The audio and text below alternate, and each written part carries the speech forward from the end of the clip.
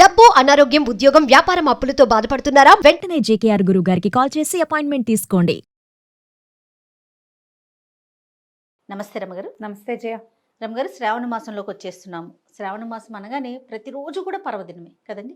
ఏ రోజుకి ఆ రోజుకు ఒక విశిష్టత. శ్రావణ శుక్రవారం అని, శ్రావణ మంగళవారాలు, శ్రావణ శనివారాలు, ఇవి కాకుండా ఇంకా కొన్ని విశిష్టమైన రోజులు కూడా ఉన్నాయి, విశేషమైన రోజులు కూడా. ఒక్కసారి శ్రావణ మాసం గురించి మాట్లాడుకుందామండి. ఉత్తరాయణం వెళ్ళిపోయి దక్షిణాయనం మొదలవుతుంది. ఈ నెలలో దక్షిణాయనం మొదలైపోయింది. ఇంచుమించుగా ఆషాఢ మాసం సగపడి పడేసరికి సూర్య సంక్రమణంతో దక్షిణాయనం వచ్చేస్తుంది. ఈ దక్షిణాయనము అనేది కొన్నిటికి పనికిరాదు.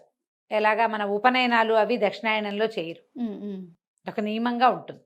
ఉత్తరాయణంలోనే ఉపనయనం చేయాలి, దక్షిణాయనంలో చేయరు. కానీ దక్షిణాయనం అంతా కూడా ఉపాసనా కాలంగా కనపడుతుంది. భగవంతుడు జగన్నియామకుడుగా చెప్పబడేటువంటి శ్రీమన్నారాయణుడు 4 నెలలు యోగ నిద్రా కాలంలో ఉంటాడు. అది సంక్రమణం నుంచి ఇంచుమిక తొలి ఏకాదశి నుంచి కదా, సంక్రమణానికి కొంచెం ముందు. తొలి ఏకాదశి నుంచి ఆయన నిద్రాపరవశుడుగా ఉంటాడు 4 నెలలు. ఈ 4 నెలలు భగవంతుడు నిద్రపోతున్న కాలంలో మనం రకరకాల ఉపాసనలు చేస్తాం. దాంట్లో మొట్టమొదటి ఉపాసన లక్ష్మీ ఉపాసన. అమ్మవారిని పూజించడం విశేషంగా కనపడుతుంది.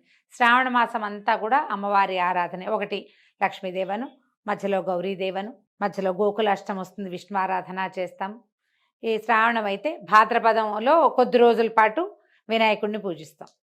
మళ్ళీ ఇంకా చూడు పితృదేవత ఆరాధన వస్తుంది, ఒక 15 రోజులు. అది వెళ్ళగానే ఆశ్వేజం అమ్మవారి ఆరాధన వస్తుంది.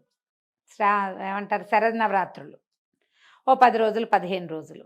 దీపావళి పండుగ వస్తుంది, మనకి కార్తీకం మొదలవుతుంది. తీవ్రమైన శివారాధన, విశేషమైన ఆరాధన చేస్తాం.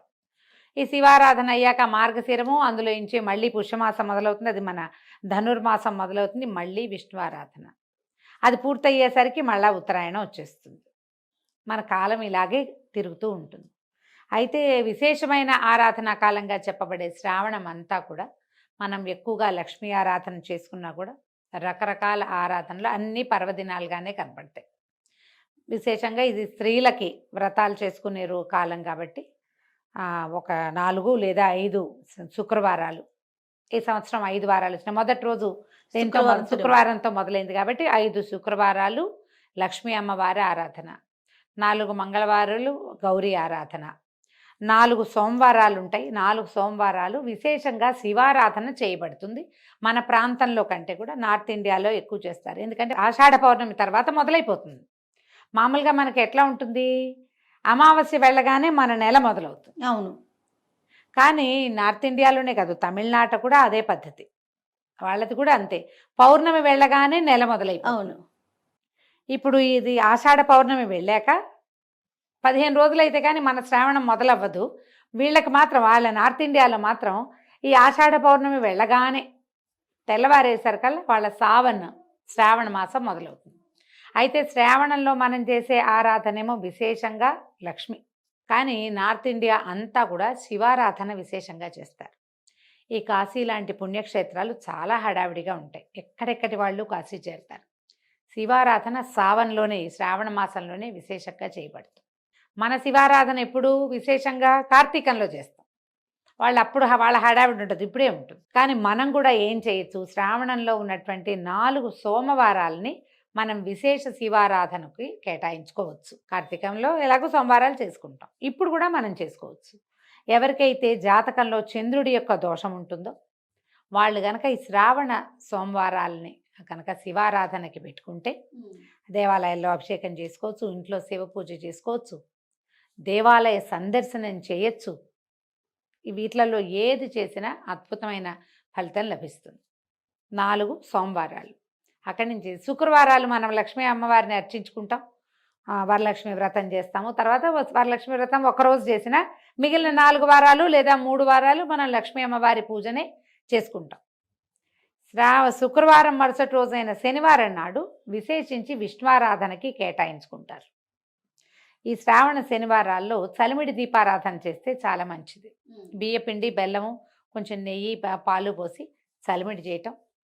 దీనికి అలంకారం చేయాలన్న హైరాణ పడకండమ్మా, ఒట్టి బెల్లపు చలిమిడికి చేసుకోవచ్చు. చలిమిడి చేసి అందులో కొంచెం ఆవు నెయ్యి పోసి ఒక ఒత్తి వేసి 1 లేదా 2 ఒత్తులు మన అలవాటు మట్టి 2 ఒత్తులు వేస్తామా 3 ఒత్తులు వేస్తారా మీదే చాయిస్. ఈ ఒత్తి వేసి ఒత్తి వెలిగించి ఆ దీపారాధన చలిమిడి దీపారాధన చేసి విష్ణు ప్రీతికరంగా ఏ విష్ణు సహస్రనామము ఏదైనా చదువుకుని కనుక చేసుకుంటే శ్రావణ శనివారాలు కూడా విశేషమైన ఫలితాన్ని ఇస్తాయి. ఇవి కాకుండా ఈ నెలలో ఇంకా మనకు కనపడేది ఏమిటి, పాడ్యం నాడు ఎలాగో శుక్రవారం వచ్చింది, 5వ నాడైన శ్రావణ పంచమి నాగుల పంచమిగా చెప్పబడుతుంది. అవును. అయితే ఈ నాగపంచమి రోజున మనము నాగుల చవితికి పోసినట్టుగా పుట్టలో పాలు పోసుకోవచ్చు. సర్పారాధన నాగారాధన చేసుకుంటాం. సాధారణంగా సర్పారాధన లేదా విశేషించి నాగపూజ ఎందుకు చేస్తారు, సంతానం కోసం. ఈ పంచమి నాడు మనం నాగుల చవితికి ఎట్లా చేసుకుంటామో అలాంటి ఆరాధనే ఇప్పుడు మనం చేసుకోవచ్చు. అప్పుడు కుదిరినా కుదరకపోయినా అలా ఆలోచించుకుని తర్వాత ఈ పంచమి తర్వాత కొంచెం ముందుకెళ్తే మనకి ఇంకో శుక్రవారం వస్తుంది, మళ్ళీ సోమవారం శనివారం వరుసగా వచ్చేస్తాయి. ఒక 10 రోజులు గడిచేసరికల్లా పౌర్ణమి వస్తుంది, రాఖీ పౌర్ణమి. ఈ పౌర్ణమి నాడు విశేషంగా పౌర్ణమి నాడు చేయవలసిన జంధ్యాల పౌర్ణమిగా చెప్తారు. రాఖీ పౌర్ణమి అంటాం. రాఖీ కట్టడం, జంధ్యాలు మార్చుకోవటం, అమ్మవారి ఆరాధన చేసుకుంటాం. తర్వాత మళ్ళీ రాఖీ పండగ వెళ్ళిపోయాక అష్టమి నాడు గోకులాష్టమి జరుపుకుంటాం. శ్రీకృష్ణ జన్మాష్టమి అది భారతదేశం అంతా చేసుకునేది. కృష్ణాష్టమి చేసుకోవడం, కృష్ణుడి బర్త్డే మీరు ఎలా కుదిరితే అట్లా చేసుకోవచ్చు కృష్ణాష్టమి. మళ్ళీ కృష్ణాష్టమి వెళ్ళిపోయేసరి మళ్ళీ సోమవారం, మళ్ళీ శనివారం, మళ్ళీ శుక్రవారం, మంగళవారం ఎలాగూ వస్తాయి. ఇవన్నీ వచ్చిన తర్వాత చివరికి వచ్చేటువంటి పోలాల అమావాస్య కూడా విశేషించి సంతానం కోసం పూజ చేసుకునే విధానంగా మనకి కనపడుతుంది. ఇప్పుడు చూడు, పాడ్యమి శుక్రవారం వచ్చి చివరి రోజు పోలాల అమావాస్య వస్తే మొదటి రోజు నుంచి చివరి రోజు దాకా ప్రతిరోజు విడిచి రోజు ఏదో ఒక ఆరాధన. సోమవారం శివారాధన, మంగళవారం గౌరీ ఆరాధన, బుధ లేదు గురు లేదు, మళ్ళీ శుక్రవారం లక్ష్మీ ఆరాధన, శనివారం విష్ణు ఆరాధన. ఇవి 2 విశేషం. మళ్ళీ ఆదివారం ఖాళీ, మళ్ళీ సోమవారం. ఒకవేళ ఈ ఆదివారాల్లో ఏమైనా ప్రత్యేక పర్వదినాలు వస్తే అవి కూడా చేసుకుంటాం.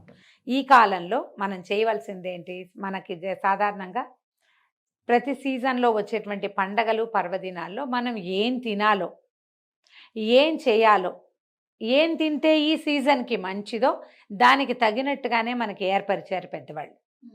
మన ప్రాంతంలో వర్షాకాలం శనగలు తినాలి.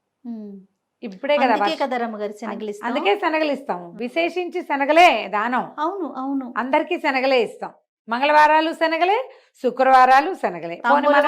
శనగలు మనం ఏం చెయ్యం, ఎవరింటికో వెళ్తే వాళ్ళు ఇన్ని శనగలు ఇస్తారే, ఆ శనగలు వేయించుకుని తింటాం, వండుకొని తింటాం, పచ్చివి తింటాం, ఏదో ఒకటి శనగలు తినాలి.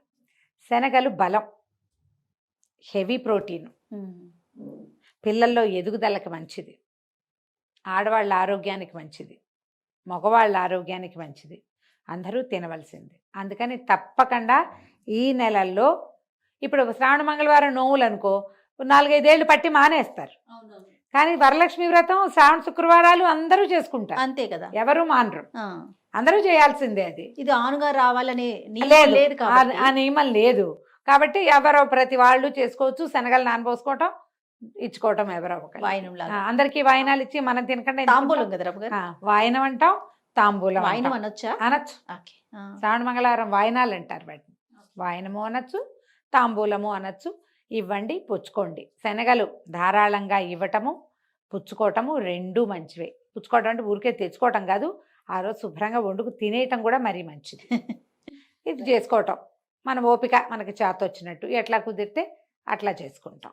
అయితే ఈ రకంగా మొత్తం నెలంతా కూడా ఏదో ఒక రకమైన పూజా పునస్కారంగా ఉంటుంది. కాబట్టి విశేషించి ఇవి స్త్రీల వ్రతాలు, ఆడవాళ్ళు ఎక్కువ ఇన్వాల్వ్ అయ్యి చేసుకునేవి. ఇప్పుడు మగవాళ్ళ ఇన్వాల్వ్మెంట్ ఎక్కడ ఉంటుంది ఇందులో? సహాయ సహకారం అందించటం, కావలసినవి కొనిపెట్టడం, ఎక్కడికైనా వెళ్ళాలంటే తీసుకెళ్ళటం, వాళ్ళ నెత్తి మీద అక్షింతలు వేయటం, వేరే రకపు అక్షింతలు వేయకుండా కేవలం పసుపు అక్షతలు మాత్రమే వేసి బాగా చక్కగా చూసుకుంటే ఈ సువాసిని వ్రతాలు ఆడవాళ్ళు చేసేది ఎందుకమ్మా? సాధారణంగా భర్తల ఆరోగ్యం, కుటుంబ సౌఖ్యం, సంతాన సౌభాగ్యాల కోసమే చేస్తారు. మరి వాటి కోసం వీళ్ళు ఇంత కష్టపడి వ్రతాలు చేస్తుంటే 4 కొని పెట్టాలి, 4 చోట్లకి తీసుకెళ్ళాలి, వాళ్ళని కేకలేయకూడదు, తిట్టకూడదు, మీరు పోట్లాడుకోకూడదు. విశేషించి భార్యాభర్తలు సంతోషంగా ఉండవలసిన కాలంగా పరిగణించి శ్రావణ మాసం అంతా నో కొట్లాటలు అని ఒకటి పెట్టుకుని పాలసీ, ఆ ప్రకారంగా శ్రావణ మాసాన్ని ముందుకు తీసుకెళ్ళండి. ఆధ్యాత్మికత నిండి ఉన్న మాసం ఇది. అది. మొత్తం టాప్ టు బాటం ఎట్లా కార్తీక విశేషంగా చెప్తాం, ఇది కూడా అలాంటి మాసమే కాబట్టి ఎవరికి ఎంత కుదిరితే అది, ఏది ఆనుచానంగా మీ ఇళ్లల్లో వస్తుందో అది, ఒకవేళ మీకే మనసుండి చేసుకోదలిస్తే అది కూడా చేసుకుని శ్రావణ మాసాన్ని సుసంపన్నం చేసుకుందాం. సంతోషం రమ్య గారు. నమస్తే. నమస్తే.